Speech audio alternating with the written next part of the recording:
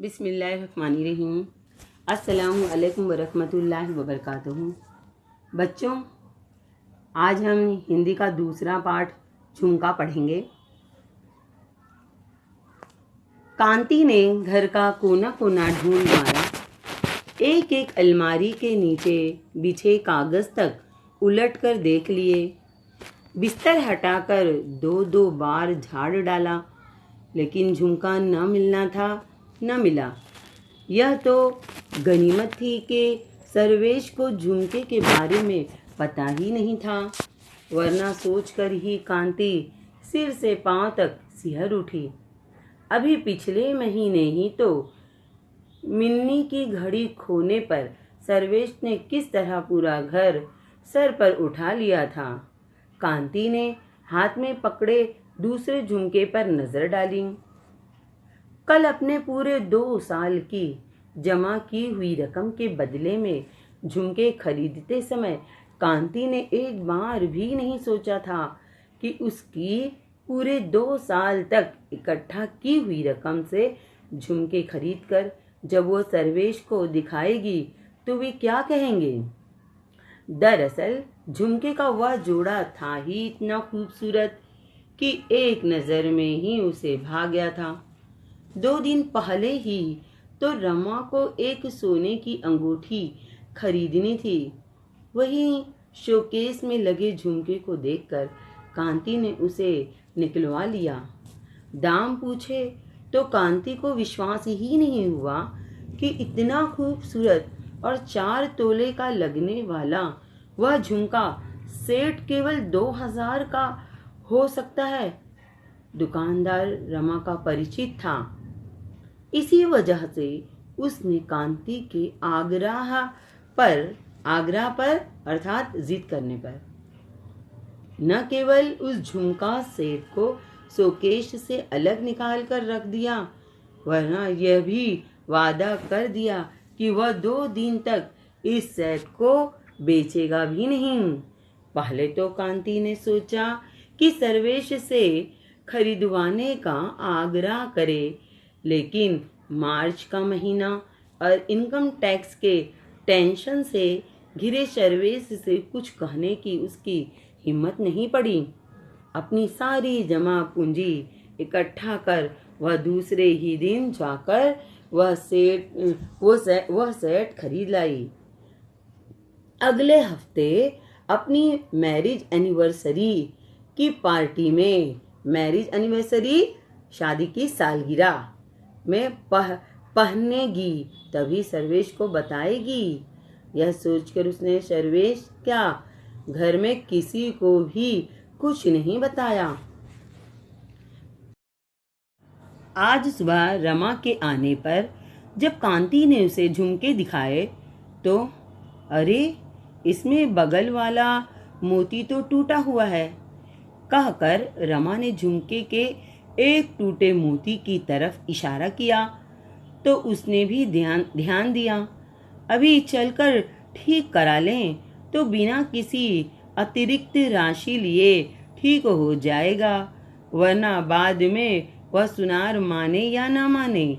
ऐसा सोचकर वह तुरंत ही रमा के साथ चर्चा करके सुनार के यहाँ चली गई और सुनार ने भी अरे बहन जी, यह तो मामूली सी बात है, अभी ठीक हुई जाती है, कहकर आधे घंटे में ही झुमका न केवल ठीक करके दे दिया, आगे भी कोई छोटी मोटी खराबी हो तो निसंकोच अपनी ही दुकान समझकर आ जाइएगा, कहकर उसे तसल्ली दी। घर आकर कांति ने झुमके का पैकेट मेज पर रख दिया और घर के कामकाज में लग गई। अब कामकाज निपटाकर जब कांति ने पैकेट को अलमारी में रखने के लिए उठाया तो उसमें एक ही झुमका नजर आ रहा था। दूसरा झुमका कहाँ गया, यह कांति समझ ही नहीं पा रही थी। सुनार के यहाँ से तो दोनों झुमके लाई थी, इतना कांति को याद था। खाना खाकर दोपहर की नींद लेने के लिए कांति जब बिस्तर पर लेटी तो बहुत देर तक उसकी बंद आंखों के सामने झुमका ही घूमता रहा। बड़ी मुश्किल से आंख लगी तो आधे घंटे बाद ही तेज तेज बजती दरवाजे की घंटी ने उसे उठने पर मजबूर कर दिया। कमलाबाई होगी, सोचते हुए उसने ड्राइंग रूम का दरवाज़ा खोल दिया।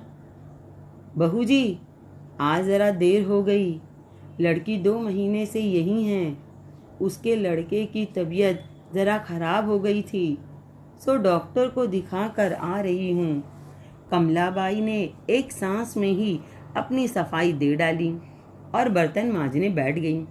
कमलाबाई की लड़की 2 महीने से मायके में है। यह खबर कांति के लिए नहीं थी। क्यों? उसका घरवाला तो कहीं ट्रांसपोर्ट कंपनी में नौकरी करता है ना? कांति से पूछे बिना रहा नहीं गया। हाँ बहू जी, जब से उसकी नौकरी पक्की हुई है तब से उन लोगों की आंखें फट गई है। कहते हैं तेरी माँ ने 2-4 गहने भी नहीं दिए। अब तुम ही बताओ बहू जी, चौका बासन करके मैं आखिर कितना करूं? बिटिया के बाबू होते तो और बात थी, बस इसी बात पर बिटिया को लेने नहीं आए। कमलाबाई ने बर्तनों को झबिया में रख कर भर आई आंखों की कोरों को कोहनी से पोंछ डाला। सहानुभूति के 2-4 शब्द कहकर और अपनी इस महीने की पगार लेते जाना कहकर कांति ऊपर छत से सूखे हुए कपड़े उठाने चली गई। कपड़े समेट कर जब कांति नीचे आई तो कमलाबाई बर्तन किचन में रख कर जाने को तैयार खड़ी थी।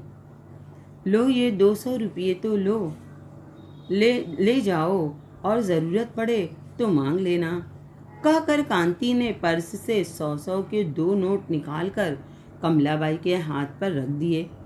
नोट अपने पल्लू में बांधकर कमलाबाई दरवाजे तक पहुंची ही थी कि न जाने क्या सोचती हुई वह फिर वापस लौट आई। क्या बात है कमलाबाई? उसे वापस लौट कर आते देख कांति चौंकी। बहू जी, आज दोपहर में मैं जब बाजार से रस्तोगी साहब के घर काम करने जा रही थी तो रास्ते में ये सड़क पर पड़ा मिला। कम से कम 2 तोले का तो होगा। बहू जी, मैं कहीं बेचने जाऊंगी तो कोई समझेगा कि चोरी का है। आप इसे बेच दें, जो पैसे मिलेगा उससे कोई हल्का फुल्का गहना बिटिया को दिलवा दूंगी और ससुराल खबर करवा दूंगी। कहते हुए कमलाबाई ने एक झुमका अपने पल्लू से खोलकर कांति के हाथ पर रख दिया। अरे, कांति के मुंह से अपने खोए हुए झुमके को देखकर एक शब्द ही निकल सका। विश्वास मानो बहू जी, यह मुझे सड़क पर ही पड़ा हुआ मिला। कमलाबाई उसके मुंह से अरे शब्द सुनकर सहम सी गई अर्थात डर सी गई। वह बात नहीं है। कमलाबाई दरअसल आगे कुछ कहती इससे पहले ही कांति की आंखों के सामने कमलाबाई की लड़की की सूरत घूम गई। लड़की को उसने कभी देखा नहीं था, लेकिन कमलाबाई ने उसके बारे में इतना कुछ बता दिया था कि कांति को लगता था कि उसने उसे बहुत करीब से देखा है। दुबली पतली गंदुमी रंग की कमज़ोर सी लड़की, जिसे 2 महीने से उसके पति ने केवल इस कारण मायके में छोड़ा हुआ है कि कमलाबाई ने उसे 2-4 गहने भी नहीं दिए थे। कांति को एक पल को यही लगा कि सामने कमलाबाई नहीं, उसकी वही दुर्बल लड़की खड़ी है। दुर्बल अर्थात कमज़ोर, जिसके एक हाथ में उसके झुमके के सेट का खोया हुआ झुमका चमक रहा है। क्या सोचने लगी बहू जी? कमलाबाई के टोकने पर कांति को जैसे होश आ गया। कुछ नहीं कहकर वह उठी और अलमारी खोलकर दूसरा झुमका निकाला। फिर पता नहीं क्या सोचकर उसने वह झुमका वहीं रख दिया। अलमारी उसी तरह बंद कर वापस मुड़ी। कमलाबाई, तुम्हारा यह झुमका मैं बिकवा दूंगी। फिलहाल तो ये 1000 रुपये ले जाओ और कोई छोटा मोटा सेट खरीद कर अपनी बिटिया को दे देना। अगर बेचने पर कुछ ज़्यादा पैसे मिले तो मैं बाद में तुम्हें दे दूंगी। यह कहकर कांति ने दूध वाले को देने के लिए रखे पैसों में से 100 के 10 नोट निकालकर कमलाबाई के हाथ में पकड़ा दिए। अभी जाकर रघु सुनार से बाली का सेट ले आती हूँ। बहू जी, भगवान तुम्हारा सुहाग सलामत रखे।